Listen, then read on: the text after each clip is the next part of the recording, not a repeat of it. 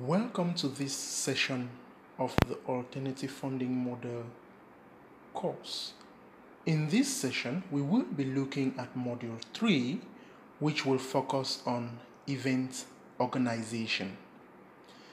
The objective of this module is to enable us to know how to design and implement a revenue stream based on events organization.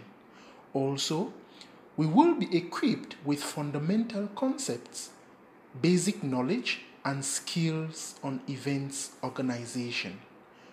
It is our hope that by the end of this course, you will understand the existing and possible event management opportunities in the non-profit sector. You will know the fundamentals of events management.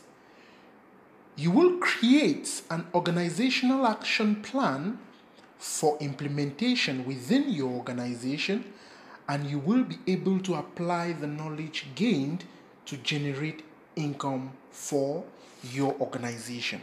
Remember that this course and this model in particular is to enable civil society organizations to know how to leverage on their capacity to organize events as a conduit to raising funds internally for their organizations. What is event organization?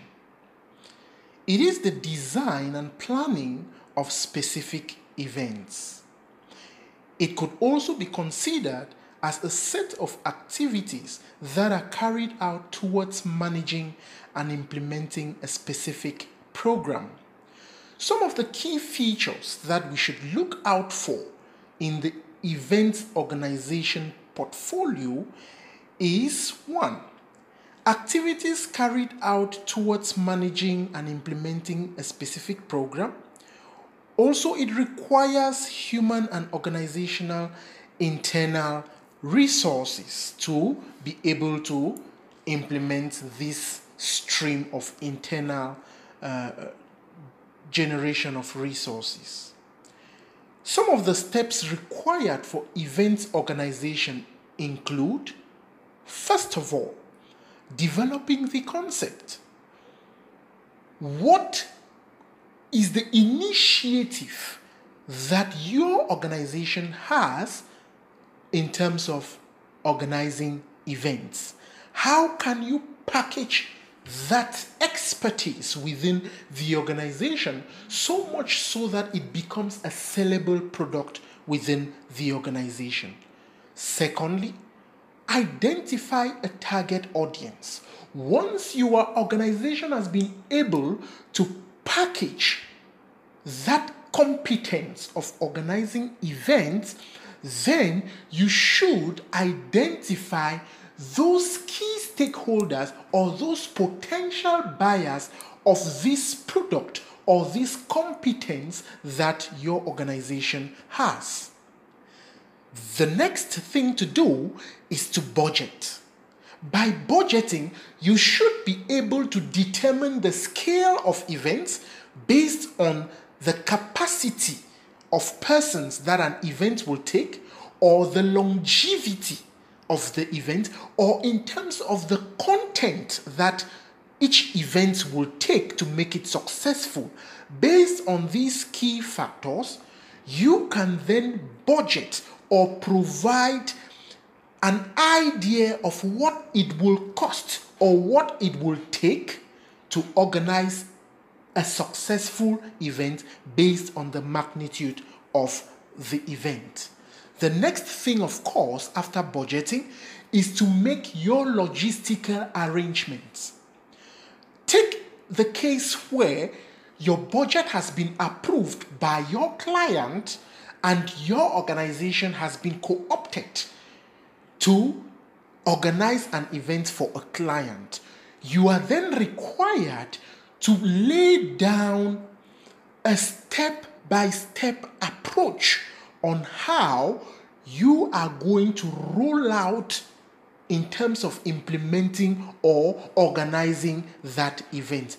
That way, you have a logical step-by-step approach of organizing events or organizing an event, so much so that your client will be clear or will have a clear picture of what they should expect by the end of the event. The next, of course, is to manage your participants.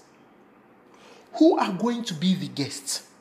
How will you interact or position your clients, or what role will the client's organization, the organization that is hiring or requesting for your event organization competence, what role will they play?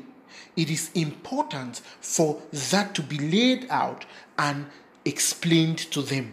Then, of course, who will be participating in the event? What is the caliber of persons who will be coming to the event? It is important to describe all of this and make this clear in your process of organizing the event. And then you should be able to execute the program. After execution, you should be able to evaluate the program and report on it. Evaluating the program will focus on elements such as the organization. How did the organization go? Did you meet all the requirements or expectations of you in that particular event? Were you timely enough? Did all the invitees come? Both those who were supposed to play a role and those who were supposed to be participants in the event? If yes, what factors contributed to that success? If no, what are the factors that could have prevented some of the participants from not showing up? It is important as an event organizer to analyze all these factors that contributed to the success or inadequacy of the efficacy of organizing a particular event. That way, as an event organization entity, you will be able to enhance your actions in the future and be the best at what you do. What are some of the benefits of events organization? First of all, it raises the visibility of your organization. Of course, you will be co-opted. Your organization can be co-opted to plan and organize an event for a third party.